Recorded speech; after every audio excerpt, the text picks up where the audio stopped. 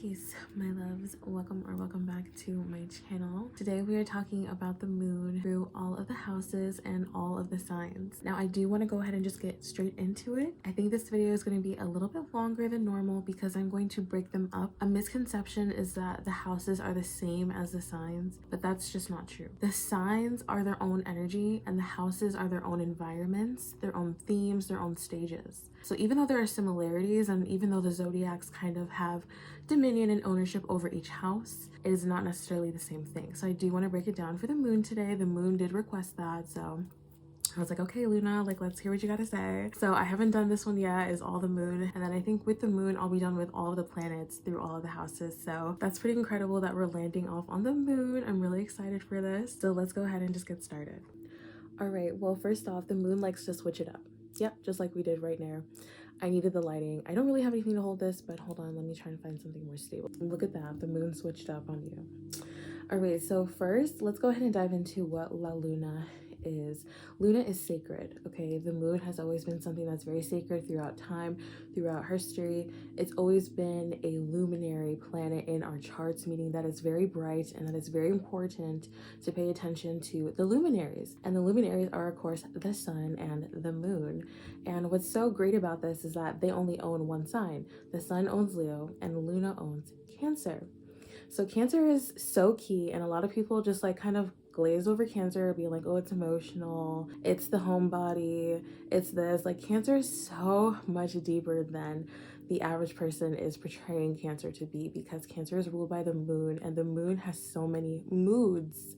Your moon has the moods. So if you dive into your own moon sign, you'll find that you have different moods based on where the moon is at in your charts, and that's going to be consistent throughout your entire life. I have learned that your moon sign, even though it does move through progression just like all the other planets, your moon and how you feel emotionally inside, that's always going to be like a wellspring of divinity, because the moon is our intuition, the moon is our feminine, the moon is the place where we can connect with spirit on a very high level. The moon is key. So whenever I do those introductions, those ASMR introductions, it's giving you an opportunity to take a breath, because everyone is so judgmental about breathing and just being still and all these things. Subconsciously, you are sabotaging yourself. If you can't stop to take a couple deep breaths and ground yourself, especially after you've been scrolling, your mind is probably overwhelmed and overstimulated, and then you come to me. I'm going to try to ground you immediately. That's the purpose, because I want you to hear what I have to say, what spirit has to say, and that is the moon. It moves very subtly. It moves through the emotional waters. It doesn't want to put too much pressure on you, but it also needs you to cleanse and clear and stay pure so that you can receive information. If you were overwhelmed up here, you were overwhelmed in your emotions. Subconsciously, you are taking so many things in, and you don't even realize it until you go to sleep at night. And sometimes those can be the longest hours, is right before you go to sleep. You ever wonder why? It's just because you are finally in a state of receiving, and now you're receiving all of your feelings and emotions. You're processing, and then you process as you sleep, and your body like twitches, like you breathe heavy, you go through all these crazy dreams, all of these things. It's because the moon needs to be regulated. You really want to regulate your nervous system, you can definitely look at your Mercury sign, but definitely look at your moon sign for regulating your nervous system, how your emotions, your energy in motion is acting, is portraying itself, how it really feels on the inside. Speaking of it being on the inside, the emotions are hidden. We don't really show our moon sign to anybody. We really take a lot of time to open up. This is our inner child. This is our playful part. This is like, okay, can I really open up to you? Can you feel what I feel? It's feeling, right? And in a world that's very cold and very emotionless and like calculated, and you know, there's guilt and shame around expressing your emotions. All of these things, embarrassment, like it's not cute to suppress your emotions, and then in the end, you end up getting sick. Emotions are the root cause of literally all physical physical ailments. If you have cancer here, cancer there, cancer wherever in your body, this is an emotional suppression that's been happening for years. And I'll always advocate for this because I've seen it in so many instances. Even people born from the womb and they have these things. It was the mother carrying, or it was the mother before that. It's everything is literally so interconnected. Everything is so interconnected. I just had to calm myself down because I get so excited about all these things. Something I do want to discuss that is very important is understanding polarity. I'm sure you've heard this a lot. Balance, yin and yang, blah, blah. Like, what is that really? What is that really? It's feeling the high highs and the low lows. It's feeling like, oh my gosh, ecstasy. Oh, I'm so excited. Like, oh, I can do this. Like, everything's coming to me. Everything, like, everything is possible. You're just on this high. Everything is like, oh my gosh. And then you slip into the low, where everything starts to get gray. It's sad. It's depressing. You feel heavy. You don't feel good. You wish things could be different. You're so low in yourself, you know? And then there's that neutrality. Okay? That's the balance. Where I am right now, there's a neutrality. I'm not high. I'm not low. I'm neutral. We're here. We can experience life in this way. Now, I like to be a little bit up on the scale in the high highs. But honestly, I was born on the 2nd, so I do experience this on a very real, regular level. High highs and low lows are not a joke. People who have gone through the hells, they will definitely be going to the opposite end, to the heights. Like, if you needed to hear that right now, high highs to low lows, there's got to be a pendulum swing. But in that swing, you just got to find the balance. That sweet spot is really where it's at. And that's where you can find enlightenment. That's where you can find nirvana, is when you don't like, it's not about not caring, but it's about not putting so much emphasis on whether something is good or bad. Everything just is. Everything just is. Okay? Great. So last thing channeling La Luna is that there are different energies in each sign, obviously, and the moon creates moodiness. So you will be experiencing the high highs and the low lows of each sign, okay? So that's what we're kind of going to go through, the signs and then the houses and how that can express itself. Like I said, it's going to be kind of a long video, and I really want you to listen to all of them because the moon transits every 2 to 3 days. Every 2 to 3 days, the moon is in a new sign. So you might as well just know, what does that even mean, okay? So you can figure it out in your own chart. Look at the house that it's in, and you're like, oh, this is the energy. This is what I'm experiencing right now. The moon is amplifying my emotional state to pay attention to this. And when you try to go to sleep at night, these are the thoughts that are going to be running through your head. These are the things that are going to make you feel emotionally, are you balanced or are you imbalanced? Are you feeling okay? Are you feeling okay? Like, ask yourself, like, not just like, oh, how was your day? No. Are you feeling okay? Maybe we should start asking people that. Like, are you feeling okay? How are your feelings right now? Are you emotionally feeling well? Okay? That's a real question that you need a real answer to, because I bet you the first thing that'll come up for a lot of us is no. No. And it's okay. We need to recognize that, though. We need to acknowledge that you don't feel good. And what will bring you to that place of feeling the homeostasis, the neutrality, the balance, the harmony, the peace.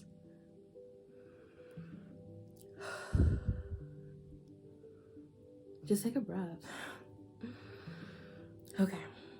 What I do recommend when working with the moon on moon days, I am filming on a moon day. I procrastinated a little bit, but I think it's perfect because now it's dark, it's gloomy outside, and I can use this beautiful light, and you can even see me better. I'm illuminating myself with the light, okay? And that's what Luna does. When she goes through the phases of the moon, she's reflecting the light of the sun, okay? That's what makes Luna light up, is the sun, nothing else. That's why these two are two peas in a pot, right? They're lovers. The sun and the moon are not bro and sis, they're lovers. They're the luminaries. Okay, so, okay. So let's go ahead and get into them through the signs. I'm going to go ahead and channel all of the moon signs. Let's go ahead and start with Aries. All right, so Aries moon, what does that look like? What do the emotions look like? What are the highs and the lows of the Aries moon? Okay, so highs. You feel invincible, all right? We're talking about fire. Oh, actually, Actually, no, we're not going to talk about this. I said that we're going to start with Pisces. All right, so first off, we're going to start with Pisces. And I know I made the Aries mad, but you know what? Pisces deserve to be first right now. How about that? We're putting the water before the fire. You see me? So, Pisces moon. How are the Pisces moons portrayed emotionally? What are the high highs and the low lows that Pisces can experience? You're always last. You really are. You're always last, Pisces, you know? Let's start with the lows first, because I feel like you're used to the lows, and then we'll end up on a really nice note for you, all right? I feel like you're always, misunderstood, misportrayed, confused a lot. When the moon is in Pisces, you're just kind of confused a lot. This could be a really low low, like, what am I doing? Why am I feeling so many things? Why are so many things feeling me? All these questions that come up for your Pisces moon. And when the moon is in Pisces, it's just such a profound way to connect with the higher spirit. Okay, that's the high. I couldn't even help myself. Like, nobody wants to talk about the low. Okay, let's just talk about the high, which is really being connected to spirit, like on a really high level, right? Pisces does rule over the drugs and the alcohol and the consumption and the escapism. We escape out of our bodies, out of our minds, and go into the spiritual realms. We're on different planes. That's just the way it goes sometimes. Pisces has the ability to do that. It's nothing of detriment. It's the ability. It's the abuse that could be the low, okay? So we can slide back down, because Pisces is that yin and yang. It's a perfect example of trying to harmonize the balance within. Pisces was perfect to go first, honestly, because you're the two fish. You are the yin and the yang. You are the sun and the moon. Okay, so you have this like inner love with yourself. It's like a push and pull. It's like you're guiding yourself and then you sabotage yourself. You're guiding yourself and then you sabotage yourself. But you're learning yourself through every single time that you do it. You're learning the dark parts and you're learning the light parts. It's actually so interesting. I'm really having fun right now. This is a beautiful energy, honestly, with a Pisces moon. Like, and I honestly personally feel great during Pisces moons.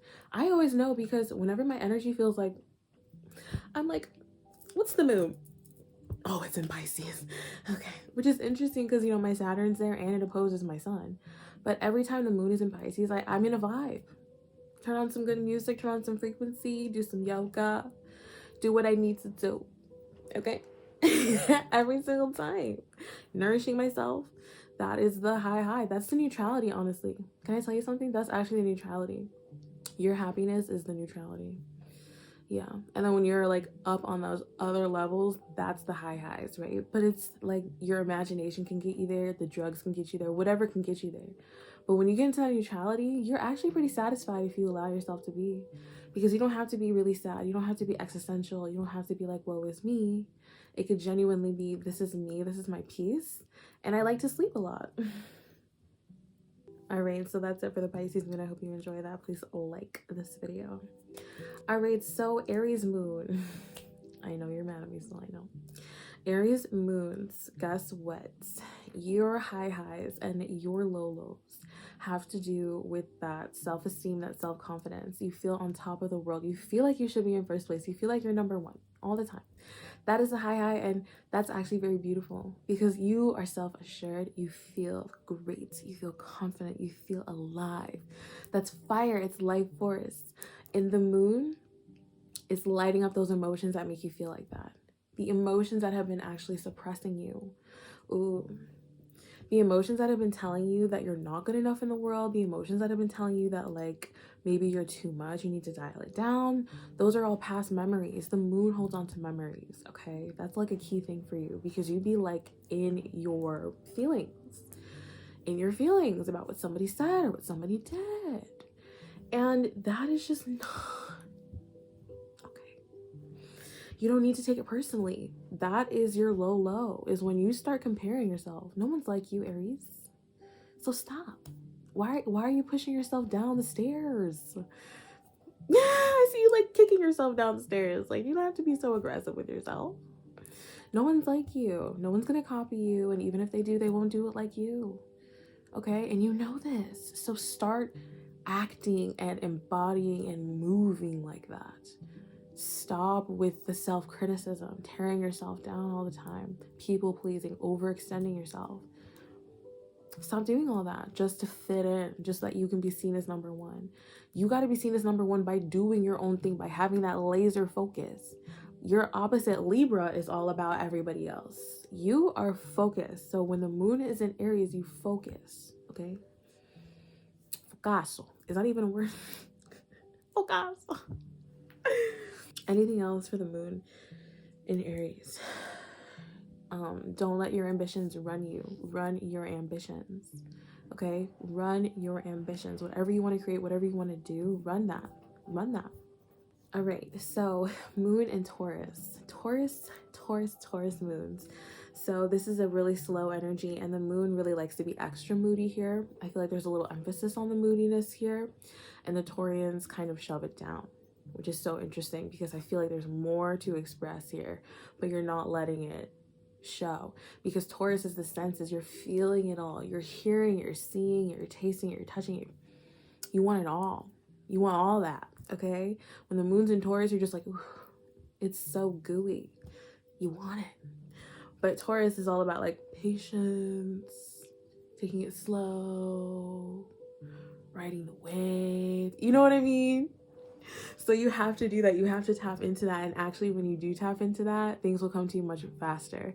I feel like y'all be trying to rush. And if you ever try to rush something, especially an emotional catharsis thing, like an emotional clearing or something like that, that's not beneficial for you. You don't need to rush your feelings. You don't need to rush doing anything with anybody. Especially because this is your divine feminine energy, you want to make sure to guard yourself and to keep yourself safe. You are sacred. Taurus energy is the earth. So it's like the earth and the flowers that only bloom at nighttime. You are a flower that only blooms at nighttime. How special. When you really feel safe, when the world is quiet, when you can open yourself up and like relax and like hear everything and smell everything and touch everything in the comfort of your own space. All right, Cancer is the home. So this is when you'll feel much more luxurious. I want this, I want to feel like this, I want to eat like this, all these feelings in a Taurus moon. Now the low lows of this can feel like you feel like scarce, you feel like you don't have enough. Emotions start to come up around your financial stability. Emotions start to come up around your self-confidence, your self-esteem, because if you relate yourself to money, if you attach your value in any way to money, then your worth can feel a little bit shaky at these times. Questions come up about your foundation, about your home life. Am I really happy? That's the low lows of Taurus, right? Like feeling like your senses aren't being met, like feeling needs not being met. I'm just the messenger, just the messenger. So listen to your heart. Take your time. Use your intuition, and your intuition will guide you to experiencing more sensuality in your life that's led by you. Because I feel like it's about other people for some reason. For y'all, y'all need to hone that back. Okay? Hone it back. Okie dokie artichoke. So we're on a Gemini moon. See how we be switching up? Switching up and switching up. Y'all probably knew I was going to sing that before I even sang it. I see you. Listen up. The moon in Gemini. This is such a great time to invest in your knowledge. Like read the books, feel the books, feel the information, understand the information. Watch something compelling, watch something deep, okay? Not just surface level. For some, like Gemini and the moon needs depth. Gemini brings in the info. The information that we're needing right now is a drama and not a comma, okay? A comma, what the heck? A comedy. Anywho, go ahead and dive into book reading, being cozy, reading literature, listening to podcasts, listening to audiobooks, like listening, you know, just whatever you do, okay? Whatever you do that more when the moon is in Gemini. And then also write down, do some note taking. That means that you're really present. That means that you're not cleaning, you're not doing this, you're like in the zone writing notes. Just do this for like an hour while the moon's in Gemini for 2 days. You know what I mean? Come on now. This is just such an optimal time to tap into your own mind, like get information, pull your tarot cards at this time too. Like I'm feeling that. You can do a whole tarot spread when the moon's in Gemini. It's going to be really powerful and profound. Like, talk to people who you haven't talked to in a while. Like, talk to your mom, talk to your grandma. You got to connect with some people. But really, I'm hearing, like, tap into your own inner sanctuary and get deep with yourself. And, like, the lows of Gemini is just, like, overthinking, hyperfixating on things. You're thinking about too many things. You're overwhelmed in your mind. You can't slow your mind down. The moon in Gemini is bringing up things, like, with your mental health. Sometimes I think, like, you're snapping at people. Like, I'm seeing y'all, like, having anger issues. That's the moon. Okay? Don't play with the moon. The moon will snap, crackle, and pop. All right? Like a Rice Krispie. Because Gemini is just, like, up here trying to have a good time. And the moon is trying to bring it down with these emotions. And Gemini is just like, listen, I'm going through a lot, actually. And then you actually have to look at all the stuff that you're going through. And it could be a little shock to see what you've neglected and stored away within yourself. Let's be real. Yeah, you like that word choice, didn't you? Yeah, neglected. You neglected something up in the temple, and it needs to be brought forth. It needs to be brought forth, like this video. Alrighty, so we have the moon in Cancer. Beautiful, magnificent, fantastico, yummy, yummy. It's wonderful. It feels so good. It feels so good to be here. Okay. You can be yourself, okay? You know, rest out, be yourself. Because the moon is our cycles, our feminine cycles. Sometimes we're crazy. Sometimes we feel really chill. Sometimes we're high, sometimes we're low. It's the fluctuation. It's the moon here. So the moon in Cancer, in its home, in its original sign, in its only sign, all right? The moon doesn't share. The moon doesn't really share. It's Cancer or nothing. So this is a placement that's powerful. When the moon is in Cancer, a lot of your emotions can come up here. A lot of suppressed ish, family drama, self-esteem, self-worth. Like, it all comes in the 4th house, your root system. What are you feeding your roots? What are your roots being fed? Who are you at the base, at the core? So when the moon is in Cancer, it's like really drilling in. It's at the root. It's at the base here. It can't get any lower than Cancer. Well, actually, Scorpio. That's the only one, though. That's the only one. Listen, this is such a powerful placement because the moon in Cancer will bring out the deepest parts of you, the feminine parts of you that have been neglected, the parts of you that have been hurt and harmed. And you just got to transmutate until you're at a place of equilibrium again, because Cancer likes to fixate over and over and over again, going back in the past, back in the past, back in the past. Moody, moody, moody. And when you track your moods, you'll feel so much better. Just track yourself. Don't judge yourself. Don't shame yourself for being moody. Just track it. Observe yourself. Look at yourself like you are the moon. Like, oh, it's changing now. Oh, it's a quarter. Oh, it's a sliver. Oh, it's completely dark. Where'd the moon go? Oh, the moon's so bright. It's all of these things, okay? You are all of these things. Moon in Cancer.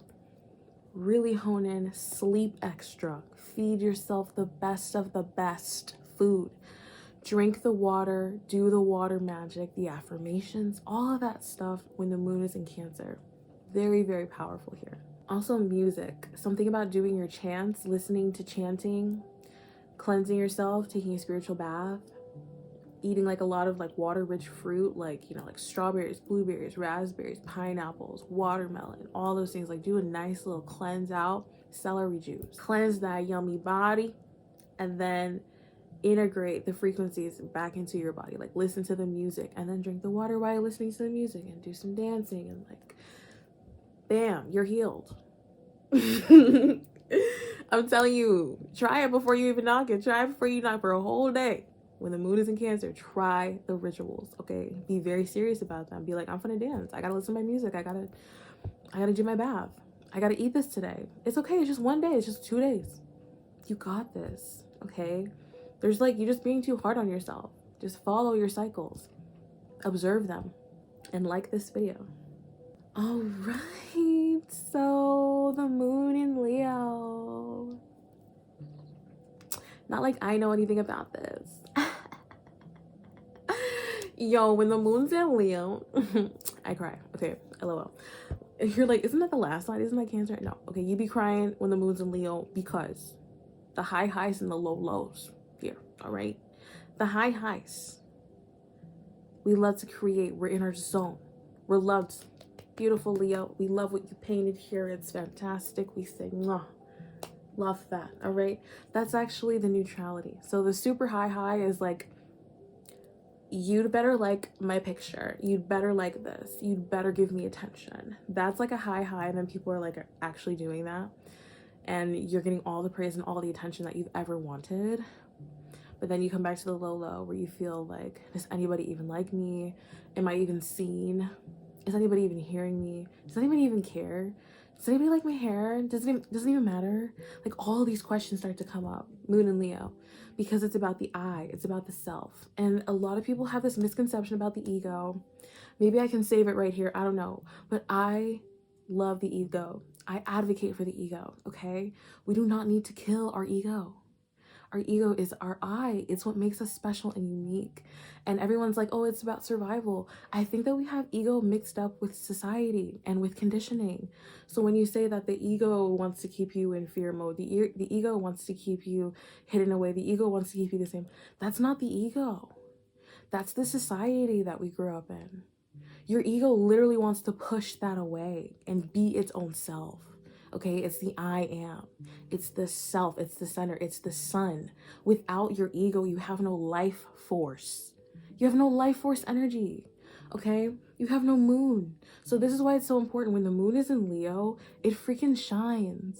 It shines so bright. It attracts everybody to it because the moon is attracting its magnetic energy. And with the sun here, it's literally like you've added 50 extra freaking light bulbs to the moon, okay? It's just shining. And it's genuine because it's the feminine energy and it wants to receive that as well. It wants to receive that, okay? It feels good. But what I've learned personally being a moon in Leo is that you cannot overextend yourself.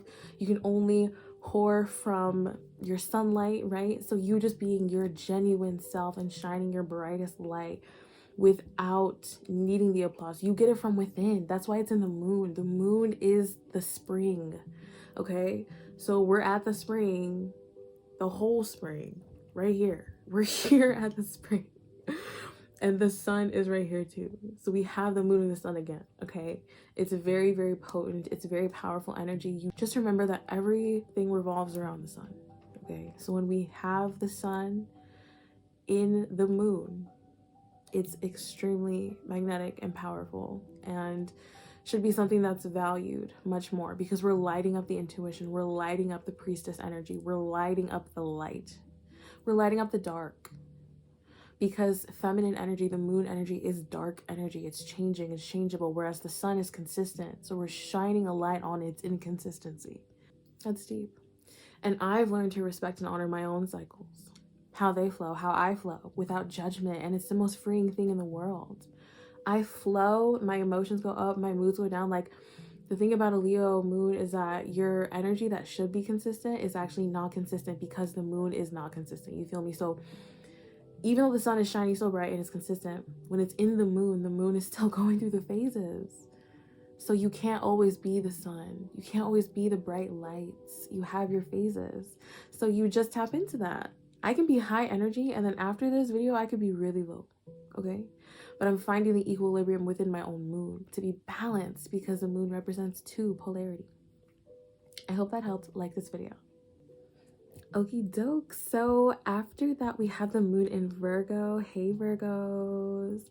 Moon in Virgo here. Powerful time for crafting. Powerful time for creating. Powerful time for sharing information. Okay? Really, really powerful time for doing all these things. Now the moon in Virgo, the highs of a moon in Virgo. You feel like you've accomplished so much. Like you've served a lot. Like you've helped a lot. You feel like you're now in a position to be served and it feels really good. It feels really good. And a little bit of abuse there.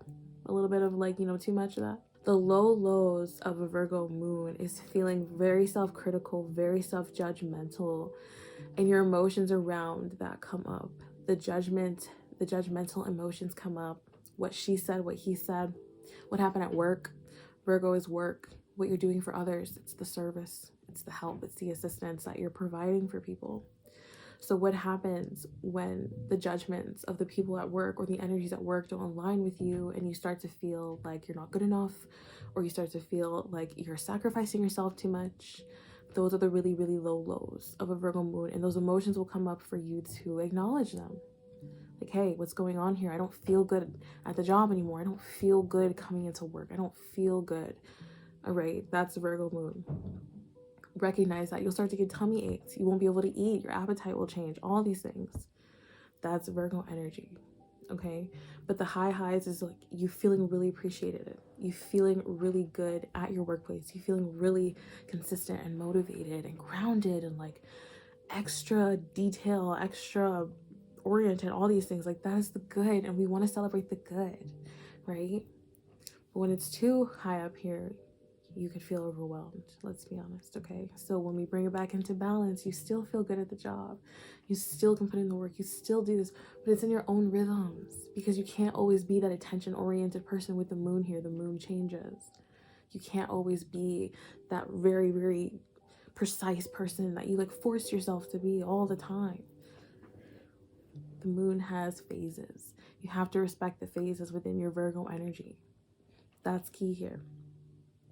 So the moon will bring up those emotions of self-worth, how you're doing at work, how your health is. You're going to start to be like, oh, I need to do this. Like, whenever the moon's in Virgo, I'm making teas. I just wake up. I don't even check the moon. And every single time I'm making some tea, I'm meal prepping. Every time without fail, I'm like, what is the moon in? It's in Virgo. It's in Virgo. Yeah. We're meal prepping. We're getting our tea. We're exercising. We're getting our little walkie. Just start flowing with the moon. And like this video. All right, so boom, moon in Libra. Libra moon, very cold, very calculating here with your emotions. And the thing about it is that the emotions will come up no matter what. The fake friendships, you'll start to feel a certain way about them. The contracts that you're mulling over, you'll start to feel intuitive insights about whether you should sign or whether you should adjust something. Feelings will start to come up around Libran energies. Your beauty routine. Are you feeling beautiful? Like, that's such a good question. Like, just like, do you feel beautiful? Do you feel like you belong in this world? Do you feel like you should be seen? You know, that's Libra energy. We love the aesthetic. We love the look of things just because it belongs, you know?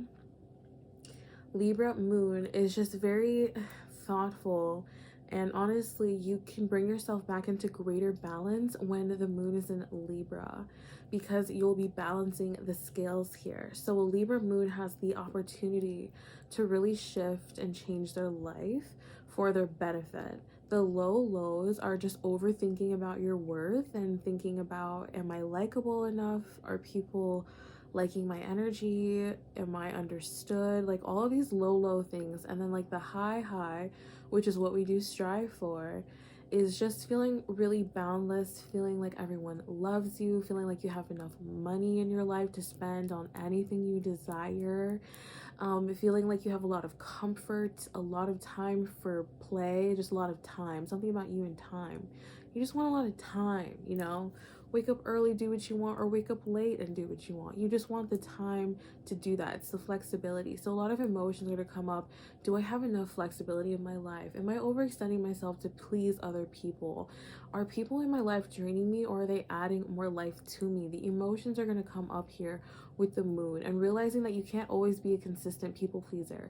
I feel like Libra moons would be the real homebodies here. Y'all are the ones who act extroverted, and on the inside you're like, oh no, I can't do this again. I can't go here again. Y'all would be the ones to leave the party early and say, you know what, we had a great time, cha-cha, but we gotta go now. And I'll see you on Monday. And then you never see them on Monday. Okay, those are Libra moons, because we do have, people say it's flaky. It's not flaky. Libras just know what they like and what they don't like real quick. They know what they like and what they don't like real quick. And I think it's because they're so picky that they feel that they're hard to love or that they're hard to understand, but they're not. They just like certain things. And if they're honest with themselves and if they're honest with the people around them, then they can better their lives. They can get things that they actually like. They can indulge in things that they enjoy, and their emotions will feel much more balanced if they're honest with the people around them, instead of trying to be like, oh yeah, no problem, no, yeah. There's something about being graceful, because I love Libra energy. Like, I have a Libra Venus, so I definitely understand being charismatic, being graceful, being sophisticated, and being poised is one thing, okay? But being self-sacrificing, being a liar, not being honest, that's another thing. Not standing in your integrity, that's another thing. You got to be Queen of Swords, cut through the bullshit. That is Libra moon. Feeling what your feelings are genuinely, and then cutting through what's not working for you, and really showing yourself a lot more love and a lot more self-care and a lot more focus. I feel like you put other people on a pedestal, but like, why? You're the one who's I see you like on the like you're on the pedestal and you're trying to just like help people, or like sweep, you know, or like clean other people's pedestals. It's such a weird visual that I'm getting right now, but cut that out. Spirit's saying this is not cute anymore. Just stand tall and pretty on your pedestal and be okay there. Yes, I'm high value. Yes, I love my life. Yes, I work hard for what I desire. Yes, I'm a master manipulator. Yes, I use my mind. Yes, I'm brilliant. Yes, I'm intelligent. And nothing's going to put you down. Like, nothing's going to stop you. The moon will hold on to resentment. What have you been resenting in your own mind from people telling you that you're not smart enough or that you're not this? Let that go. It doesn't matter. The only thing that matters is you and spirit. Tag team that. And like this video. Alrighty, so Scorpio. Scorpio moon. Wow.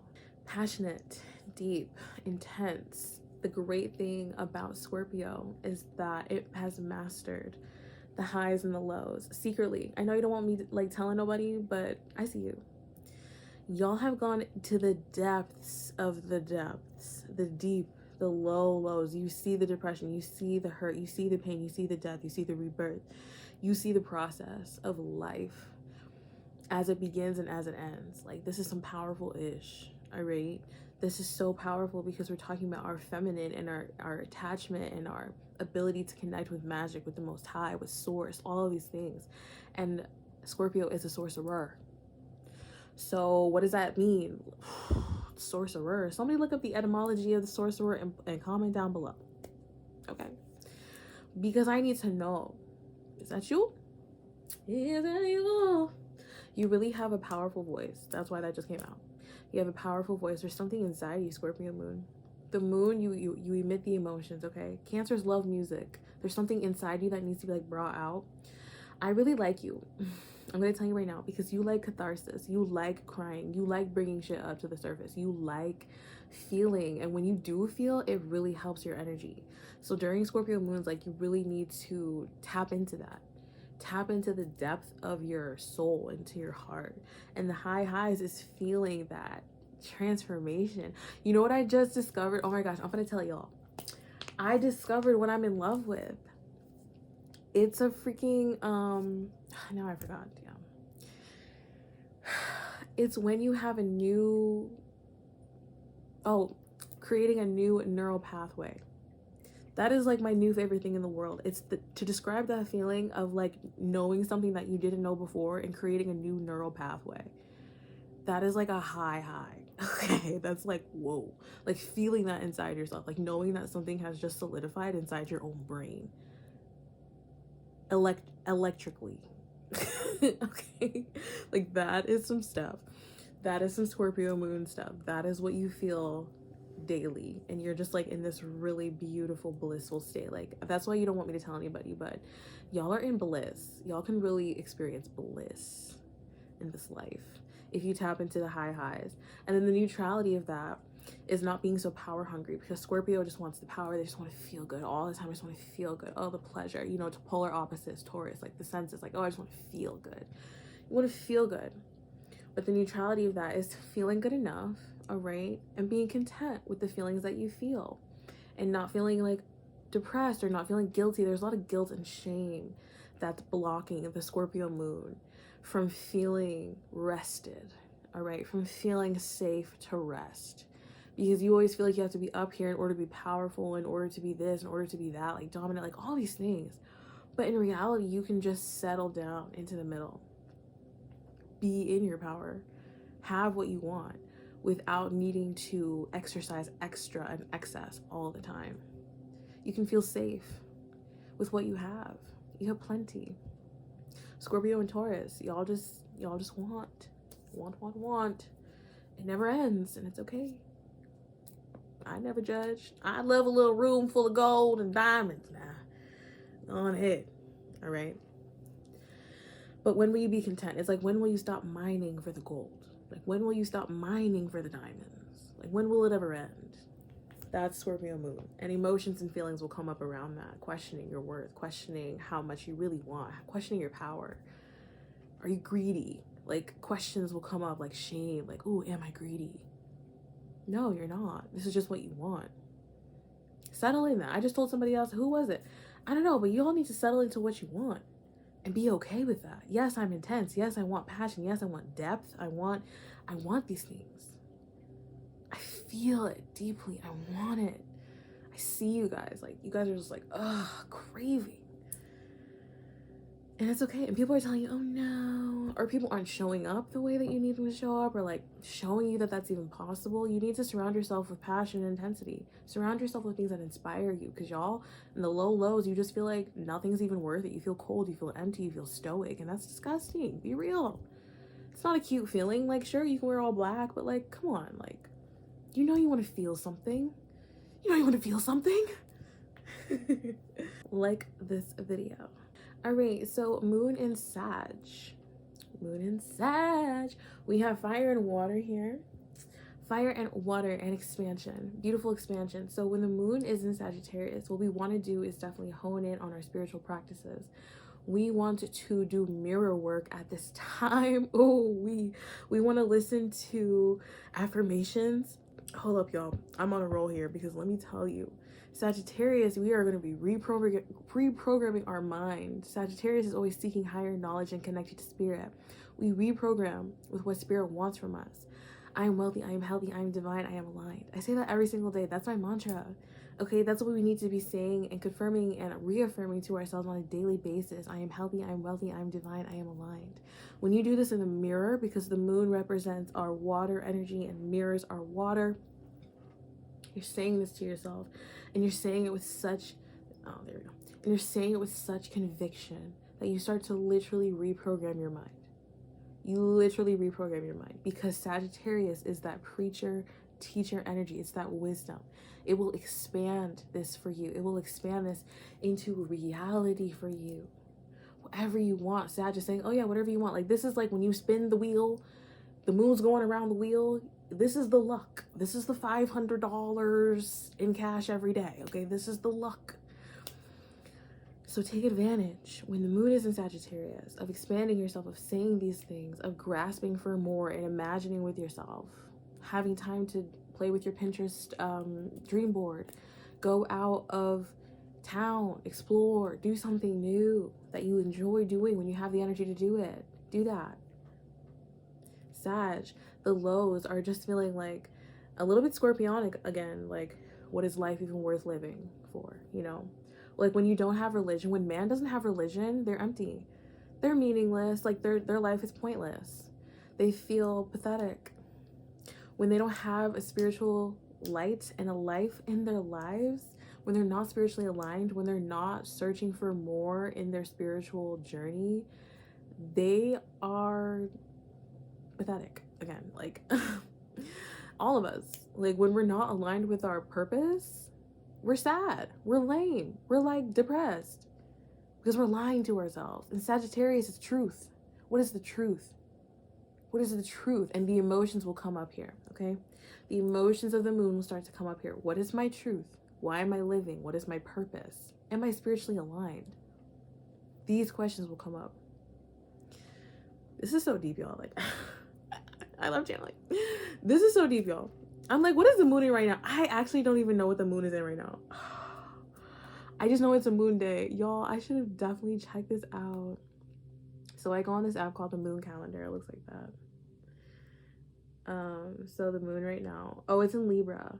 Sagittarius, you just need to remember who you are, okay? And the truth of the matter. The emotions of the moon will bring up your lies. Why are you lying? Why are you jesting all the time? Why are you playing? Why is everything a joke? Because you're hiding something. You're hiding something that you feels vulnerable and you don't want to share with other people because you feel like if they judge you, then they're just crushing your dream right away. And it's true. That's why you want things to grow. You need things to grow, but you need to be that fire by the plant. You need to be that sunlight for the plant in order for it to grow. You need to have that ambition. You need to have that focus. You need to have that charisma and that knowing inwardly that what I'm doing, what I'm producing is something important and that people need it, because Sagittarius is for higher learning. This is college. It's other people. It's people from all over the world. They need you. Ninth house, people need you from all over the world. You have no idea your impact. Okay? So when the moon's transiting, just know. Like this video. All right, moon in Capricorn. Capricorn moons. Greetings. So your polar opposite is Cancer. Let's talk about that really quick. The polar opposite of Capricorn is Cancer, and Cancer rules the moon. The moon rules Cancer. Okay? So how does it feel to be opposing your emotions all the time, to be in conflict with your emotions all the time, to be hiding your emotions all the time, even though they're blatantly all over you? Capricorn moons are very much so, I was gonna say in the earth. Y'all are in the ground, okay?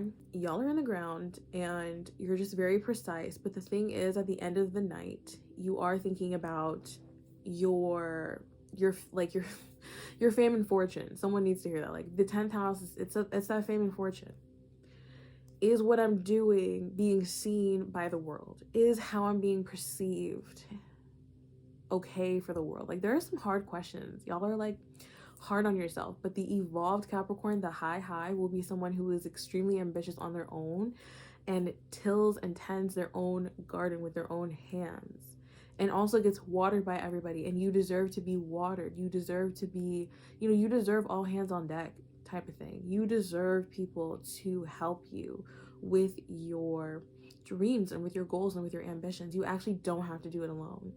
That's a low is thinking that you have to do absolutely everything alone all the time. The Capricorns, who are we? The Rams? No, it's not the Rams. The goats. The goats that are represented by Capricorn, they go in herds. They go in herds. They help each other. They're like, ho ho, don't go down here, or ho ho, let's get up here together. They get up there together. Okay? So even though you think that being like down here, being completely isolated and being completely cold-hearted, these emotions will come up like, oh, I'm so ambitious and fuck everybody else and blah, blah, blah. At the end of the day, you're going to be like, oh, wow, I'm sitting in my castle alone. Okay? And if you're sitting in your castle alone, how is that really going to feel? It's not going to feel very good. So Capricorn, actually, you need to bring people with you, which is why Cancer is your opposite, because Cancer is the family. Cancer is showing you that it's important to have family, to have something worth building for. What are you building for? What do you have the money for? What do you have the house for, if not to help your family, right? You want to be in the house alone? That's one thing. That could be a choice. But Capricorn realizes after it's worked so hard, like, oh wow, like maybe I could share this with somebody. Maybe it could have more value if I share. It has more value if you share with people that you love, with people that show you that you're valuable in the first place, people who appreciate you. That's the most important thing. And emotions will come up at this time when the moon is in Capricorn. Insecurity is about your resources. Again, like it's another earth sign. So insecurity is about your resources, and if you're making enough, and if people appreciate you, and if this is all for nothing, and like, what's my next move, and do I have value outside of working? That's a huge thing. Am I valuable even if I'm not working? Am I valuable even if I'm not trekking the trail today? Shit. It could just be one day Capricorn moon's like, I'm useless. Oh my gosh, I didn't do anything today. I'm completely useless. Like, that's such a low. Don't bring yourself down there. You are not useless. You are very useful even when you are not, quote unquote, working all the time. You need to remember your value. during this time. Remember your value. Remember your innate value, that you are just a Billy Goat and you're meant to roam this earth. You're meant to experience. You're meant to build whatever you want to build out of your own pleasure, out of your own ambitions. You're not working for somebody. You're working for yourself. Capricorn is like, we're building for me. Hello? Like, we're building for me and my family. We're building, you know, how I want it. Not how this company wants it. Not how this organization wants it. Unless you feel like you're part of that, you know, that bigger picture. If you feel like you really do want to follow. But Capricorn moon, oh, you ain't following nobody. You got the feminine in you, the moon, the feminine. And that's the thing about the moon too, is that you can't always be so consistent, Capricorn. The moon will change you up. The moon will always shift you. The moon will always be like, oh, no, we're waning now. We're waning, which means that you need to wane it down, which means that you need to stop working. Stop overworking me right now. It's like you're overworking your feminine, okay? So remember that you're valuable even when you're resting. You're valuable even when you're resting. Like this video. All right, so the moon in Aquarius. Okay, the moon in Aquarius. Hey, this is actually the last one because I was like, I think I did Pisces already, so what? So yeah, the moon in Aquarius. This is fun. This is really, really fun, to be honest. Like, your highs are just like, you're so electric. You're on top of the world. You're like beaming. Like, you can do anything. This is air energy. So when the moon is in an air sign, it's so good for us to write down our ideas. Like, when it was in Gemini, it was more about like reading books and like getting lost in like movies and stuff and like nostalgia and all those things. But when the moon is in Aquarius, it's really about your own mind and your own connection to spirit and your own ideas, like actually putting your ideas to life, like building the Legos. Like, this is moon in Aquarius, like building the Legos now, just going by yourself, doing your own thing, building the Legos, and then setting it out for the world to see. Well, look at my Lego creation. And then everyone's like, yeah. And the thing about it is, like, you didn't just build it just so that people could cheer for you. Hashtag your polar opposite Leo. You didn't just build it so people could cheer for you. You built it because, hey, it's got a built-in water system. Okay? Like, you went above and beyond. You went above and beyond here. Aquarius moons are always going above and beyond because they're having fun. Because they're just living the life. They're just in a flow. It's quick change and they're on board. They don't resist it, right? And the thing is, this is a fixed energy. What's so interesting is that Aquarius energy is like all over the place, but it's also very steady. Like, that's the thing, is that it knows what it's doing. It knows that its life is chaos. It knows that its life is like this. So it stays focused on the path, so that if like anything else deters it, it's going to be like way thrown off, you know? That's why Aquarius is like to stay in their lane. They like to stay aligned because already the alignment that they're going through is kind of crazy and chaotic. They don't need your extra shit. They don't need the extra chaos. They don't need the extra. They just stay to themselves. That's why they be cold-hearted sometimes, okay? Moon in Aquarius, they're just cold-hearted because they have way too much going on. They can't even comprehend you right now. Crazy stuff. So the lows of this would be like you creating something out of, like, I'm hearing like necessity, like you have to create something out of necessity and then it forces you to do something a certain way, or you're forced to conform in any way, Aquarius moon. You don't like that, and that's what doesn't create something sustainable. It feels like when they tried to make that guy build Tony Stark's Iron Man suit and dude was like, no, I don't really want to do this. Like, you're not in integrity with what you're building or what you're creating, then it can feel really off. So you're gonna have emotions coming up around this, like, is what I'm doing and is what I'm contributing to the world something meaningful that people can use? Because Aquarius is about the conscious collective. Now you're tapping into the emotions of the collective. The collective is sad. What can you do about it, you know? Or the lows is like dragging yourself down to the collective instead of focusing on your own task. You actually need to just bring yourself out of the collective after you've learned what the collective needs. Okay, the collective needs this. The collective is feeling like this. Okay, great. Detach yourself then and start just working on what you feel like could help and what could help you and what could help the next person next to you. And just, it's got to be from your heart though. It can't be from like fear or stress or somebody else pressuring you to build something or to make something or to create something. It has to be from your heart. You have to genuinely enjoy what you're doing. And then when you enjoy it, you put that magic in it, that feminine touch, that divine intuition flowing through you at all times. The moon in Aquarius, like, that's feminine energy flowing through you at all times. You're getting so many ideas. so much protection around you, all that stuff. Then you can bring it out to the world and be like, look what I built. And it's for you, it's for me too. And let's enjoy it together, fine. And then I'm gonna go back and build something else because I can't with y'all, to be honest. Right? That's what the Aquarius moon does. So in that time, it's a really good idea when the moon's in Aquarius to isolate yourself. Isolate yourself and just consider, what can I do for everybody else? Like, you can sit there and think about everybody else, or you don't have to like completely isolate. You can go out and observe people, see what they need, see how they're feeling. Try not to absorb, but just observe. And then your mind will bring you information. Your intuition will bring you information on what you need to do for these people.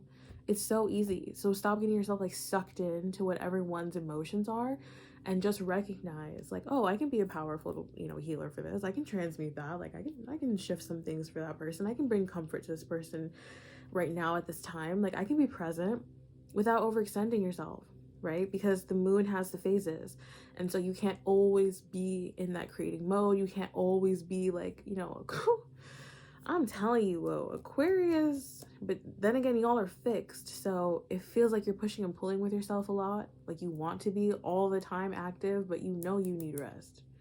You need rest because the moon always needs rest. The moon goes new and it goes dark. You need to do that too. And if you don't, you're not taking care of yourself, then your body's going to fail you. Straight up. Straight up. So listen to your emotions around this time. Make sure that what you're doing and what you're contributing to the world for the conscious collective is something that's useful. And, even if it's useful to the eye, like people love beautiful things. Like I just have this, like it's a scarf or whatever, but it's on my door. Like, I can use it for whatever. Anything that you decide to create, it's going to have value. So don't overthink it. Don't overthink the value and don't overthink its use. Okay. Let me add that in. Just do it. Whatever you feel, because it's your intuition telling you, hey, create this thing. And then you're like, oh yeah, let's do it. I don't know what for, but yeah, let's do it. Just follow your heart, follow your instincts, follow your intuition, and like this video.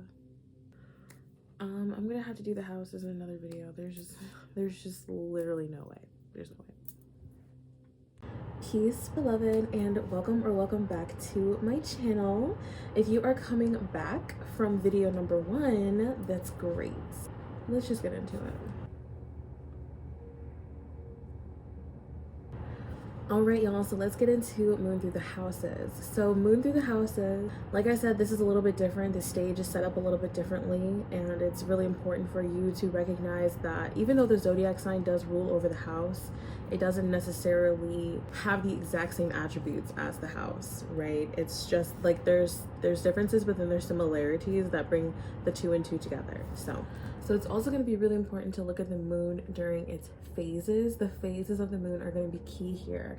If the full moon is shining somewhere, then the moon is really lighting up something that you may have wanted hidden.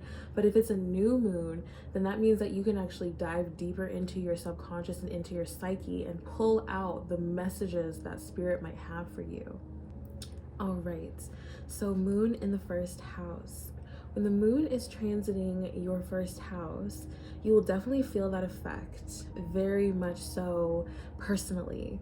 You will feel the effect of something actually pressuring you. Depending on what zodiac sign you have in your first house, you're going to feel a lot of pressure from the moon to really examine and look at your emotions from a very personal level, because the first house truly is that stage of the self. Like, we've built this stage for you, so what are you going to do about it? The emotions that can come up at this time are incredibly powerful, and people especially born with moon in the first house, it's just like your emotions are on that front and center stage. And it's a little bit different from the 10th house, because in the 10th house you get to paint yourself as a picture like of what you want to be seen as, but the first house is something that you cannot hide.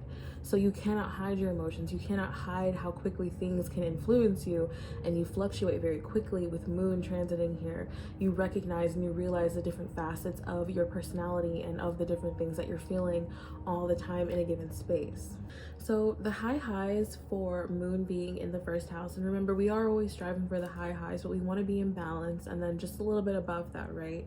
So that when you swing, you're not swinging too far up, you're not swinging too far down. So you really want to have good self-esteem and like painting a good picture of yourself, feeling good from the outside in at this point, because the first house is really your body, right? Your body and what you look like on the outside. It's not something that you can hide away, even though you can wear a lot of clothes here and you might actually want to shield yourself. Like I'm hearing that actually is when moon is transiting your first house. If you don't feel safe, then you need to protect yourself by either wearing something like a hood, or you can paint your nails like a black color or wear black to protect yourself and shield yourself when moon is in your first house and you don't want too much attention, because the moon is already kind of triggering you in an emotional way, but it's also shining light because it is an illuminary. So the low of moon in the first house is that you will feel really self-conscious. You could be like really picky on yourself. You could have really turbulent emotions all the time, feeling bipolar. I know a lot of people with moon in the first house and they were diagnosed with bipolar. The only reason that's really for real is because the moon has its cycles and it has its phases. Sometimes it's really bright and sometimes it's really dark. So if someone's expecting you to be persistent or consistent in your personality, it's just not so. With the moon being here transiting your first house, you want to change, you want to go through the different phases with ease, and you don't want to feel the pressure of having to be at a certain phase when you're not there yet. So you just have to be patient with yourself and look at what phase of the moon is actually in your first house. And you should always be looking at your phases anyway. When you were born, what phase of the moon were you born? That'll be a huge indicator as well. For first house especially, this is super important for you to look at. If you were born with this placement, or if you are having it transiting, you know, that's a different thing. Just look at what phase it's in. But if you were born with first house moon and you have, you know, the phase of like a waning, you know, you could be clearing a lot of karma for people. Like just your physical appearance is triggering for people. If you were born with a full moon in the first house, you could quite literally bring life to people and be that very beautiful, springing, nurturing kind of energy that people need to get things done to completion. So, you know, it's a big difference. You definitely want to look at the phases of the moon, especially if it's in your first house. So moving on to the second house, moon in the second house, you will be having the light shining on your resources, on your abundance, and on the things that you value within your life. So this is like a really good time to clear out your bedroom, to make sure that your room is spick and span, that is always clean, that is always comfortable space for you to be in. Because I feel like if you have this natally, you're always going to be a homebody. Like you want to stay safe in your own self, like in your own being. So moon in the second house will be a little bit sensitive here, because this is just your resources and it's the things that you call, you know, your own foundation. Now that we have the stage set up, you know, the first house, the second house is like the stage of like what you're decorating. Like what are you decorating your stage with? What are the themes? What color is it gonna be? All these things. So your emotions play a huge part in this in the second house. Your emotional well-being is playing a huge part on your own personal stage. So make sure that you are taking care of the things that you genuinely want, and you're gonna fluctuate here. You're gonna feel like you want something like this, and then you should wait it out. Honestly, like you waiting is very important. Like I'm getting the message of people with, you know, second house natally especially, but even if it's transiting, it's a really good time to wait on a decision. It's like Two of Swords when she's leaning one way and leaning the other way. Two is like, okay, I'm trying to decide. You want to make a decision where it's neutral, and this is where we come back to that neutrality. This is like key balance here. You can have real good balance in your life if you just waited, if you were not ever impatient. And it does depend on the energy here. Like you can have a fire sign here and you can want to like right now, right? But this is a very steady earth house, and with the moon here, the moon wants you to be steady, to follow the cycles, to be in alignment before you really make a decision that can impact your life long term. You know, the second house is actually pretty longevity. You could live for a really long time here. This is like your feminine essence in a forest, and the feminine essence is like a wellspring of water. So you just have like this beautiful lake in the middle of the forest. Love that for you. I'm coming to visit. Build me a log cabin. Okay. Now, if you have moon in your third house, then definitely you have to attribute your emotions to your mental health. Are you overthinking on something? The moon will show you where you're overthinking, and you could be fixated on something, and you don't want that energy. You know, the third house is mutable. You want it to be able to flow. You want it to be able to ebb. You want it to be able to kind of adjust and become chameleon-like in your environments. So when the moon right here is stagnant for any reason, it's not going to feel good. So make sure that, you know, that's like the low of the moon in the 3rd house, is like feeling stagnant, not feeling like you want to explore, not feeling like you want to be curious, because for some reason I'm hearing like curiosity may have killed the cat for some of you guys. You know, curiosity may have harmed you in some way, because this is your emotions and this is like your deeper feelings, even though you don't like to talk about it as much. So if you're really considering, you know, if you really want to have that emotional balance within yourself and you have moon in the 3rd house, then I would highly consider just being okay with being spontaneous, being a little bit erratic, being a little bit out of the box, you know, being a little bit different, because that's how you feel emotionally well. The high of a Gemini or the high of a 3rd house is feeling like you can communicate effectively your emotions and you won't get backlash, feeling like you can detach enough from other people's emotions when they ridicule you or when they judge you or when they're questioning you. Especially 3rd house, like if they're questioning anything that you've learned, you could feel really insecure. There's a lot of insecurity here. There's a lot of embarrassment here that I'm feeling. Like you could easily feel embarrassed because your emotions are attached to your logic and to your intellect. So it's like whatever you say is like a trigger. So I'd really highly recommend that you feel more empowered in your speech, empowered in yourself, and start practicing if that's what it takes. But when you feel it, you'll be able to pour your emotions out anyway, and then you won't have to force it, because a lot of you are trying to force conversations, trying to get to know somebody, all these things. But when it's genuine and your emotions are in it, that means that it's a spiritual connection too, and that it's more valuable for you to put your energy there instead of trying to connect with everybody all the time. Your emotions are just not like ready for that. You know, 3rd house is all about woo, like we're out here, we're communicating, we're touching things, we're feeling things. Like what is it? You know, it's the hands. It's the hands. But what you're feeling, you know, what if something, you know, doesn't feel right? If it doesn't feel right, then you need to acknowledge that. And touching things could actually be like a superpower for you, to be honest. If you touch something, you could have a memory come back, or you could have a feeling inside of you that's like, ooh, I really like that, or ooh, like, oh no, like stay away from that. Like touching people literally will tell you right away if they're good people. So now the high, like I said, is just you're feeling really secure about your communication. You feel secure about expressing your emotions and telling the truth. You need to be honest here, because Gemini is like, oh, a little white lie won't hurt anybody. But when it comes to your emotions, it will end up hurting you. Okay, it'll come back around and you'll start to feel that. You'll start to feel the guilt of lying. You'll start to feel the guilt of doing something that you shouldn't have been doing, right? That's something really profound with the moon in the 3rd house. So be conscientious of that and be aware that your feelings do matter and that you should have a safe place to express yourself. That's really important. All right, so moon in the 4th house. The 4th house is transiting. Now, if the 4th house and you've got the moon transiting here, definitely tap into your inner feelings of self-worth. This is such a key indicator of just like your emotions being brought up about the past and about old things. Like, what do you need to throw away? What do you need to get rid of? What do you need to organize?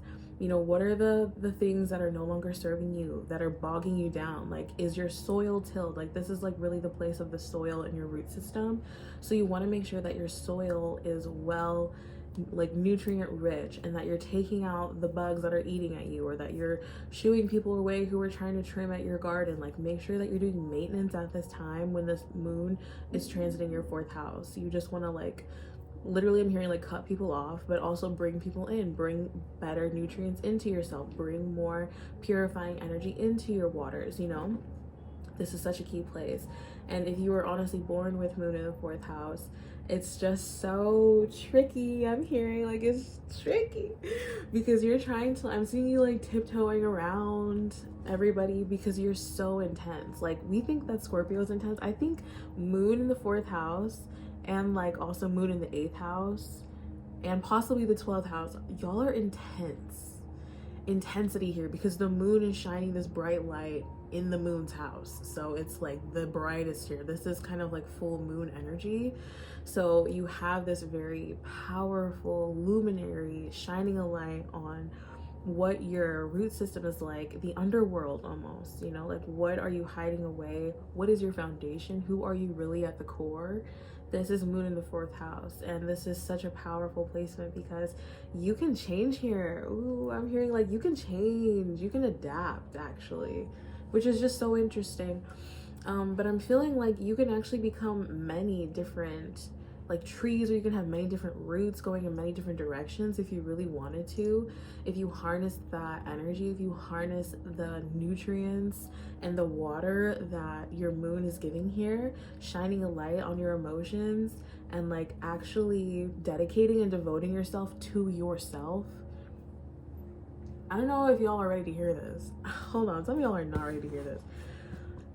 It's time for you to be selfish with yourself, like devote yourself to yourself, because you are the divine feminine. You are that wellspring. So if you pour into your own cup first, everybody will enjoy the overflow, but you cannot be out here drying up your wellspring to support, to nurture, to do everything for everybody else before you've even filled up your own cup. Your cup is the most important, especially with your moon here. Like your sun is different. If your sun was in the 4th house, then you can just like give willingly because it's the light, you know, haha. But it's the moon. The moon is very sensitive, very tender, it's special. There's something special about the moon that you just can't take for granted. You know what I'm saying? You can't take that energy for granted. You can't just give it willy-nilly. This is your sacred energy. Your moon is your sacred, quiet, like real personal part of you, right? So you can't just be giving that out. Make sure that you're definitely giving it to yourself. Be very selfish at this time during a transit, and then if you have this natally, be selfish, period, forever. Because everyone's just going to benefit off of you being selfish, to be honest. You're going to know who to give to and who not to give to. You've just been overextending yourself and just giving too much, you know. I feel like you're the mother plant. You can be a mother plant and you can give your nutrients to other plants, which is totally fine. But you cannot sacrifice your own self. You cannot sacrifice your own growth for growing somebody else and growing other people. You cannot continue to do that, or else you're going to like wear yourself thin. The moon changes. You're not going to feel up to par every single day, every single time. Okay, so moon in the 5th house. So if you have moon transiting through the 5th house, definitely bring more joy and excitement into your life. This is the time to plan a trip. This is the time to have a little fun, all right? You know, if you feel up to it, because we're talking about the moon here, so it's all about your feelings. You can actually consider your feelings this time. Now, this is the house of the sun, so you feel really in love here. You feel muy romantica. Like, it's just a good time. It feels like a good vibe here, right? But the moon is always changing its phases, so you won't always again feel like the brightest lights. Like if you listen to moon in Leo, you won't always feel like the brightest light. Your sun's gonna need to go down more often than usual. So make sure here that when the moon is transiting, that you're having a lot of fun, that you're tapping into your creativity, that you're tapping into your likes and like what you genuinely want. This is the house of the I am presence, like, you know, your ego, all these things that make you you.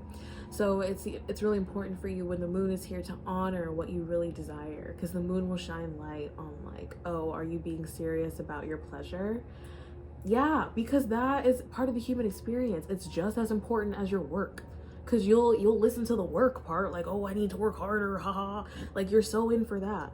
But when I talk to you about pleasure, it's different. How? When I talk to you about joy, when I talk to you about ease, all of a sudden you don't want to hear that. You're resistant to it. Why? Always ask yourself, like, why are you resistant to pleasure? Why are you resistant to feeling good? Okay, if you actually listen to your intuition and you don't overindulge, because you can overindulge here in the 5th house.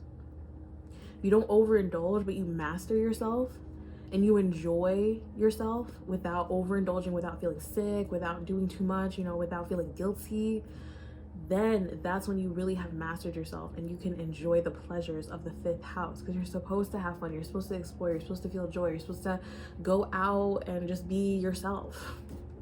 You don't always have to be so strict all the time. Moon here, people will make you feel insecure about that, like, oh, she's having such a good time. Like, yeah, I am, thank you, because it makes me feel good. Hello, like, there's nothing wrong with that. So make sure that you are tapping into your intuition and that you're honoring yourself and your own cycles at this point. what are the high highs and the low lows? The low with moon in the 5th house is that you're just gonna feel really guilty, right? There's a lot of shame here. Like, I'm feeling there's just a lot of shame. There's like a lot of guilt. So you need to make sure that you're not staying down there, feeling guilty for your pleasure, feeling guilty for spending money, feeling guilty for wanting this food, feeling guilty for wanting to take 3 days to create something, wanting to like take your time. You know, this is you. This is about you. So release the shame and the guilt and get to that high, get to the equilibrium where you feel safe and secure in your own being and you can enjoy whatever you want, whenever you want, without anybody else's permission. All right, so moon in the 6th house. If you have moon transiting the 6th house, definitely you're going to want to focus on your health and your work life. You know, what's coming up here? Are you really focused on your path here, you know, on your path of work? Is it worth working? The moon is going to show you your emotions, how you really genuinely feel, and you've been suppressing it. How do you really feel at work? Do you actually like these people? Do you actually feel safe in your work environment? All of these things are going to come up with moon transiting the 6th house, and it's just going to be a constant for moon in the 6th house. But you could overexert yourself and overextend yourself, and the moon will shine light on where you're doing that and why you need to stop, you know. The high highs of having moon in the 6th house, this is where you feel really good and appreciated at work. People see your work. People, they really just appreciate what you've been doing, the service that you've done for others in your community. And this isn't even about like work. This isn't even like 10th house work. Honestly, the 6th house is what you do on a day-to-day basis. It's your daily routine. So they've got us stuck in the system. If we weren't in a system that makes us go to work every single day, this house would look drastically different, okay? So if you could actually flow with your own rhythms, have your own work flow, your own work hours, however you want to work, wherever you want to work, that's Virgo energy. You know, she's out picking the wheat when it's time. She's not out picking the wheat every day. And then when she's not picking the wheat, she's helping grandpa. She's doing what she wants to do, okay? When she wants to do it. So that is actually Virgo energy. And you'll see where you're feeling stuck at work, where you're feeling like you become, you know, kind of like a slave at work. Like you don't like it anymore, but you keep pressing because you think you're going to get something, or because it's affecting your actual life. It's affecting your wellness, and the 6th house is the house of wellness. So it's like, if you're not well, the moon's going to shine a light on that, and you will emotionally be even worse off. Yeah, I'm just going to say it, because you'll be emotionally unwell. If you do not adhere to how you're really feeling, the feelings will manifest into a physical disease. Okay, that's where we get the cancers. That's where we get the autoimmune diseases. That's where we get this. That's where we get that, especially with the digestive tract. The 6th house rules over the digestive tract. It rules over the Virgo energy, okay? Your digestive system and your nervous system. So with the moon here, it's really amplifying these things in you. And if you're not eating right, and if you're not regulating your nervous system, you're gonna have problems. You're gonna have problems. All right, and I'm just here to tell you, we can change this now. All right, we can change it now. You don't have to be afraid. But with moon in the 6th house, you got to just pay attention to these things and treat yourself differently. That's why nobody can be different. Imagine if somebody had moon in, they can have moon in the same sign but in different houses. How these things impact you, and how these things affect you are really drastically different. So let's see, anything else for moon in the 6th house? So a low of moon in the 6th house is that you will definitely feel insecure around your coworkers. You will definitely feel like your work is not seen, or it's not enough, and then you'll start to feel resentful. So you want to get out of that resentment ASAP and start feeling more aligned in your workplace. And the high, which is where you're shooting for, the high of this is that you really want to give more. You genuinely do. Moon in the 6th house, like, you're such a nurturing, caring person. You want to give more, but you need to feel appreciated, and you want to give to the right people, the people who will also give you that nurturance back. You know, when it's time to harvest, can you call them out and be like, hey, let's come to the field and let's harvest, so that everybody can eat.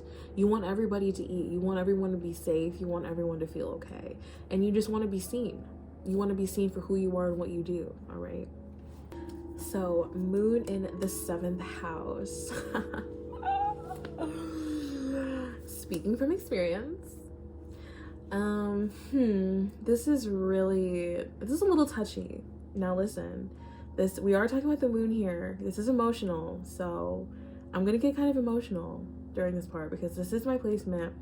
And I'm gonna tell you, it's been really tough in relationships because having moon here, when they talk about codependent, when they talk about attached, when they talk about all these things, oh baby, that's moon in the 7th, okay? Oh baby. So obviously your girl has done like a lot of healing work. I'm not like that anymore, but this is definitely a low of moon in the 7th house. Is you will sacrifice yourself for somebody that you love. You will give your all to somebody.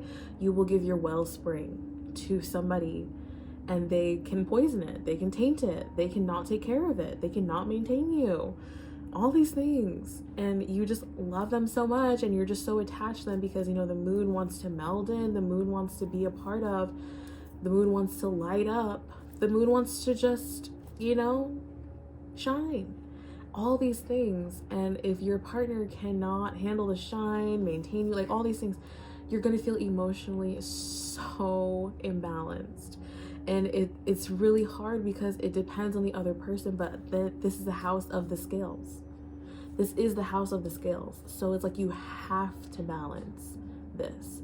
And you realize the low is depending on somebody emotionally for everything. Having somebody be your emotional safekeeper, your guard, all these things. But it's just not healthy. It's not good for your emotions because you fluctuate, you're moody. Who can really handle you except for you, Of course, I believe that we have soulmates. And I believe that, especially with moon in the 7th, that, there's someone who can really love you right. But first you need to figure out what you need in a relationship and who you are loving and like who you are in the relationship, what kind of love you need. All of these things to separate yourself first so that you can come back into union with that person who can honor your moon sign, who can honor your moon energy here, who sees you as a divine feminine and wants to take care of you, wants to nurture that, wants to make sure, like we're talking about the pool guy, making sure the waters are clean, okay? Making sure there's no tainting in the wellspring, which is me. Making sure that the wellspring is happy and purified at all times. That's the kind of love, all right? That's the kind of love or nothing. And it's also not just about love, but the 7th house is about business as well. Is your business helping you grow? Is it adding into you, or is it just taking out of you? The contracts that you're signing, the people that you are connecting with, are they taking from your wellspring or are they adding in? Because the moon here will definitely shine a light on where you feel imbalanced, and you'll be able to feel relationships really quickly. Like, are these aligned? Are these people really here for me? Is this aligned? Are they feeling? All these things. You'll be able to feel people very deeply, very quickly. The 7th house is an air house, so you intellectualize and you feel as well. It's a 2-in-1. And depending on what zodiac sign is there, you could have an earth sign there. Okay, you could have different energies in your 7th house, but moon here especially, very particular with the relationships that you're building. And so when it's transiting, you will want to look at the relationships, your marriage, the contracts that you've signed. Again, taking it slow, but seeing it from like a bird's eye view this time, instead of like diving in so deep. You see your emotions, you're like, okay, this is what needs to be fixed. Then you're able to see from a higher perspective on like what to do. Okay, so moon in the 8th. You already know what I'm gonna say. You see the look I'm giving you, right? Are you okay? Are you all right in there? Moon in the 8th. Now listen, let's do the transit, all right? So if this is transiting only your 8th house, you will see a lot of things that have been unseen, okay? Or that you don't want to see. You're gonna see a lot of things that are unseen by other people, right? It's the real crypts, it's the real darkness, it's the real house of mystery. It's the house of the unknown. It's the house of darkness. It's the house of the underworld. Yeah. So you having the moon transiting through here, it's going to bring up some sexual desires. It's going to bring up some desires around power. around money, around your stability, around your family, what you want from your family, how you treat your family, how your family treats you, other people's resources, your friends. Are they adding to your life? Are they taking away? Are they acknowledging your power? The moon is bringing up some stuff, okay, that we really didn't talk about before. The 8th house has been done so many times, right? But for some reason, the moon is like, oh no, there's more hidden things here that you didn't even think about, especially when it comes to your power, because our divine feminine is here. This is our high priestess energy. Our moon is our high priestess. She makes decisions based off of spirit, her intuition. So if you are seeking only for power and you ignore her, you're losing yourself anyway, because she's going to give you more power. The moon can give you more power in the house of power, but you have to accept and respect the cycles and the flow, because you don't want to always be up here or down here. You need to just respect the flow of the cycles, and you're going to gain power through patience. You have to be very patient here. I'm hearing like you're just in a dark place. Like if you go down to the bottom of the ocean, you're just like stand still, and then something will come out, and then you can respond. But this is really about being patient here with your emotions, being patient through the trauma and the trials and the tribulations that you're feeling. 8th housers feel on an extremely deep level. They are extremely sensitive. They feel deeply. They see things that should not be seen. They feel things that should not be felt by just one person. 8th housers really have it intense. I wouldn't say hard. It's just that y'all are like spiritual warriors, and you have to accept that about yourself. You're a spiritual warrior. There's so much noise that just started coming in, and I feel like that's what you feel like your emotions are always clouded. It's because like you're melding into too many people. Just remember that this is the house of personal power. This is the house of Scorpio. You want the personal power. You don't actually have to play nice here. It's actually about what you want. So you need to honor your emotions, honor the power that you desire, and make sure that it's in alignment, make sure that it's balanced, make sure that it's coming from a spiritual place, so that spiritual wellspring can bring much more to you.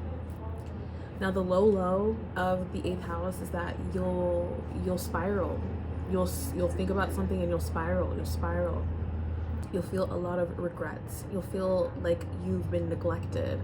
You feel like you've been abandoned. A lot of abandonment issues here with the 8th house and the moon.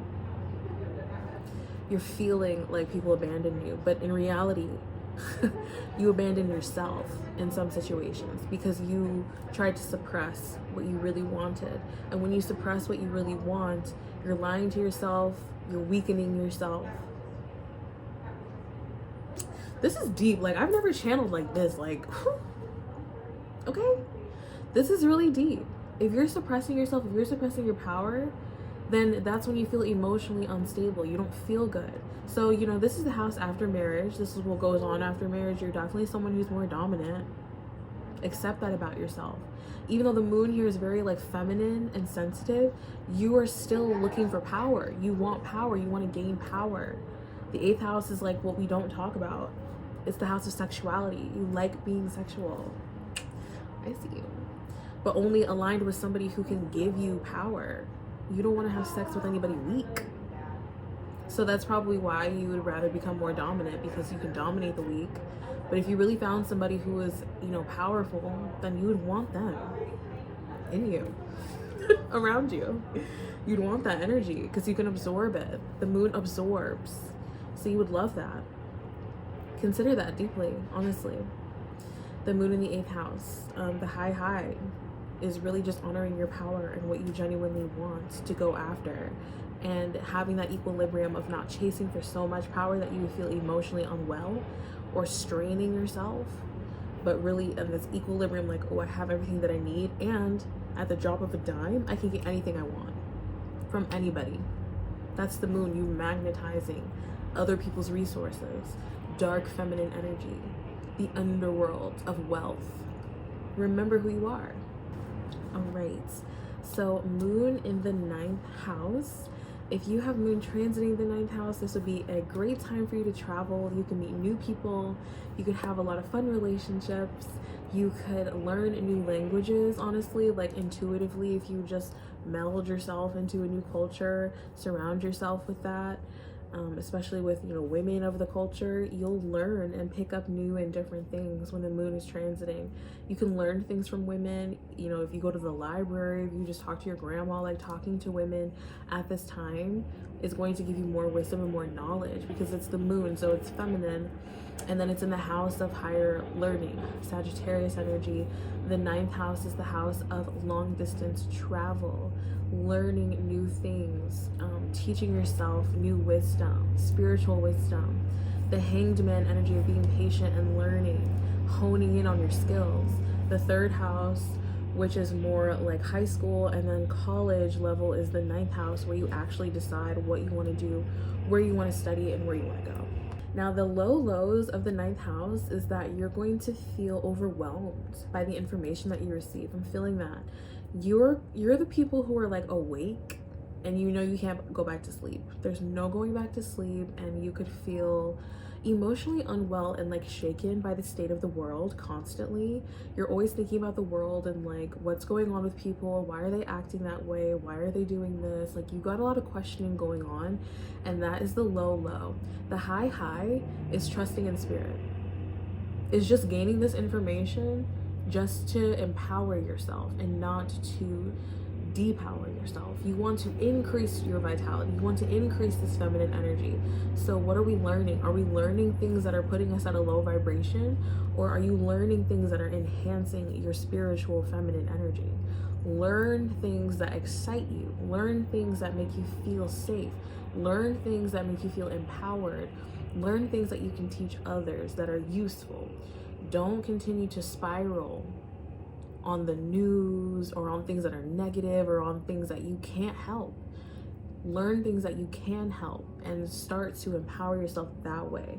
You want to be a teacher, you want to be a preacher, you want to be someone who has that wisdom. You are a wise woman and a wise man. Like, I see y'all. If you have this natally, moon in the 9th house, you're definitely a very wise soul. You're an old soul. You are like here to teach people things from a very deep feminine wisdom, from a very deep knowing place, right?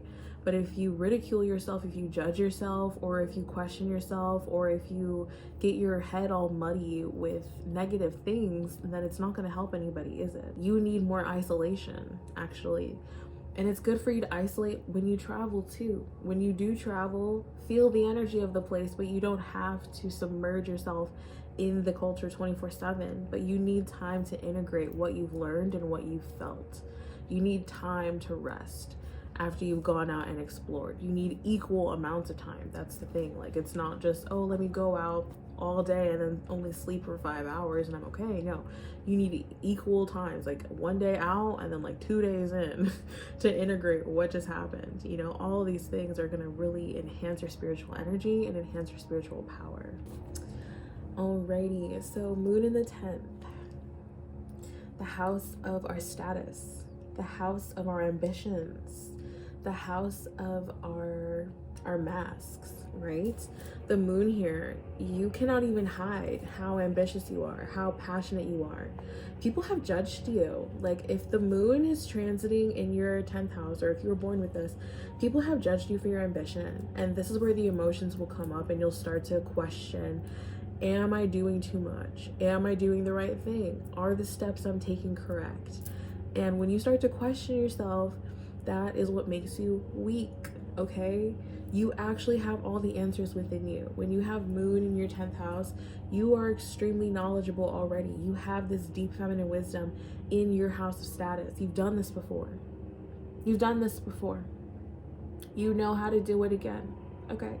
The moon gathers information subtly, emotionally, quietly. You know how to do this. And you don't need to question yourself or let people in on your ideas. I bet you a lot of people have sabotaged you when you let people in on your ideas too early. You feel like you've been sabotaged. So you need to make sure that you're sticking to your guns, that you're sticking to yourself, and that you're sticking to your intuition. Your intuition and your talks with spirit are the blueprint. Spirit is the only one that you really need to talk to about your business plans and your business moves how you want to live your life, like y'all could have grandiose dreams and people call you delulu. They're like, oh, you want too much, you want to be a millionaire, like that's too much, blah blah. But this is how you feel. This is how you feel. Like, I want to go after these things, I want to go after these dreams. This is how I feel my best, is when I'm ambitious, is when I feel successful, especially in the face of society. The 10th house wants to be seen. It's the top. It wants to be seen. The moon likes to stay hidden. So this is definitely something that's, you know, controversial, I guess you could say. It's a lot of back and forth. But this is, like I told Sagittarius, you know, for one day out, spend 2 days in. For you, it could definitely be more. But you need to balance getting out and staying in, okay? And definitely see your moon phase. Your moon phase here will be a huge indicator. Like if you have a waning moon here, your whole career or your whole life could just be like being quiet and helping people like pass through the other side quietly. Or if you have a full moon here, it could be to really shine and become famous and like have all these things, like be emotional and like touch people, you know, all these things. So make sure you're looking at your moon phase. Now, the low of having moon in the 10th house would just be like your ideas are crushed. You don't feel ambitious. You don't feel that fire within you to be seen. You don't like to be seen. You feel embarrassed. You feel really self-conscious. You don't feel like what you're doing means anything in the long stream. Like you don't have any value of your life. Like you're missing the value of your life. So we're getting out of that, right? That's the low. But the high of this is feeling seen, feeling ambitious, feeling good. Nobody can stop you, unstoppable. But with the moon here, remember the phases. You're not going to always feel like the 10th house energy. You know, you're not always going to feel like heavy Capricorn, like, oh, let's do this all the time. So you have to respect your phases. When you are in a full moon phase, go after whatever. But when you are in a new moon phase, be more careful with yourself, be more sensitive. Don't push yourself the same way that you've been pushing, you know, either other people or yourself in the beginning, like your ambitions. You know, sometimes you do need to take it slower. Sometimes you do need to have some days off before you can go harder. You have to respect that. With you have moon in the 10th house, that's going to be a key indicator for you. 2 more houses. This is going to be a long video. Oh, I'm going to have to edit the heck out of this video.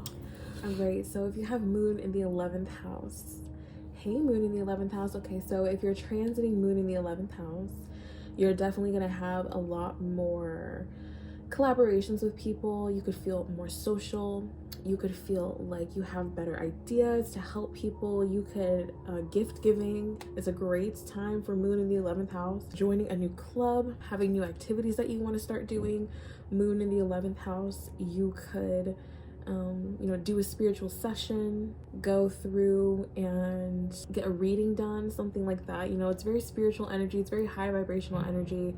It's very, you know, it could be chaotic if the moon's here, you know, representing like how you're actually feeling in society, in your groups of people. Are you being helpful in society? Are you actually helping the conscious collective, or are you just like being a stick in the mud? It'll really shine a light here on your contribution to society and who you are in society. Now, the lows of having moon in the 11th house is that you can feel really insecure about the groups of people that you're in, like with your friends, your friendship groups. If they see you as someone who's not really contributing, or someone who's weird, or someone who's like quirky, and they don't really respect you, or they don't give you that grace, or they don't honor your feminine energy here, then that could really make you feel imbalanced. The high of the moon in the 11th house, which we love the high, is feeling really secure. It's feeling really happy. It's feeling really genuinely connected and everything. So that's definitely something that you want to look forward to. All right, so I was interrupted.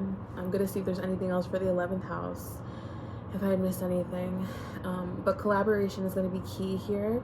For the moon, you want to feel a sense of safety in your groups of friends. You want to feel a sense of security, like people honor your emotions, like people listen to you when you have something to say. They listen to your intuitive insights. You know, you're the friend who's like, okay, turn here, or hey, let's go eat here. And then something comes up that seems very like magical, and oh, that's a coincidence. Like, you bring a lot of coincidences to people.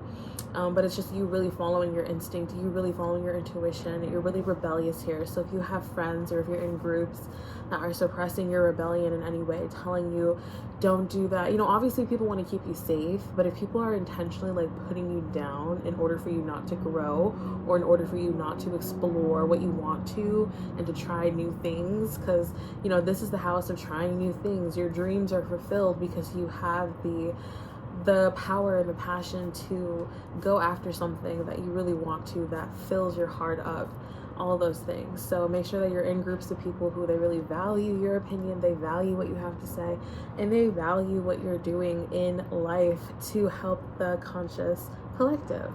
All right, so last house, if you have your house, you can tell us the last house. If you have your moon in the 12th house, or if the moon is transiting in the 12th house, it's definitely going to be a time for a little bit more quiet solitude, more isolation, more intentional thinking and being and emoting, because the emotions will come up. Like, what have you been neglecting in your life? What are the sacrifices that you made that weren't necessary? What are the karmic cycles that are repeating in your life? A lot of these things will come to the surface when your moon is in the 12th house, and especially transiting. So definitely get your sleep here, rest, dream work, pulling tarot cards, pulling the cards during this time will be really, really beneficial for you to get like an insight into your own psyche, to get insight into your own subconscious and like what's going on, what do you need to address before the moon again goes into your first house, which is like everyone can see you again. So this is a really great time to quiet down, to get intentional with your spirit, to talk to your spiritual guides, to pray more.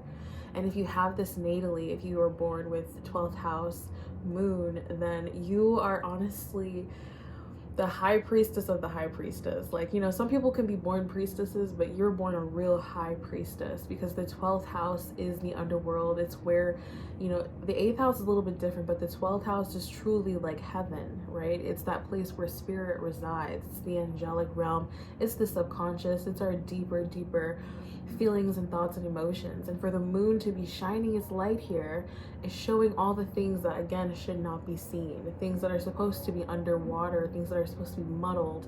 And with the moon's energy here, it could actually cause more illusion, more delusion in your life. People could have mental issues being born here. You could be put into an insane asylum because you're just feeling all of these things that are actually supposed to be suppressed and let out quietly, or like let out one thing at a time. But with the moon, it's like a constant feeling like something's not right, something needs to be changed, something needs to be adjusted in your physical, in your spiritual, and in your emotional realm. And only when you find that like divine alignment, that equilibrium, then you feel really good. So the low of having moon in the 12th house is just feeling trapped in your own thoughts, feeling misunderstood, feeling really isolated from people, feeling really deep feelings and nobody coming to save you. It's like real entrapment here, to be honest. But realizing that your wellspring is just like the ocean, like as if the 12th house wasn't already watery, adding in the moon here, it's like water shining on the ocean. You are something very magical to withhold, like to see. You are somebody who is very magnetic and very angelic and very like good energy. People really love sucking up your energy because it's the one love in the energy of the moon, and it's like feminine and feminine energy combined. It's like daughter and mother. It's the most beautiful sight to behold. You are.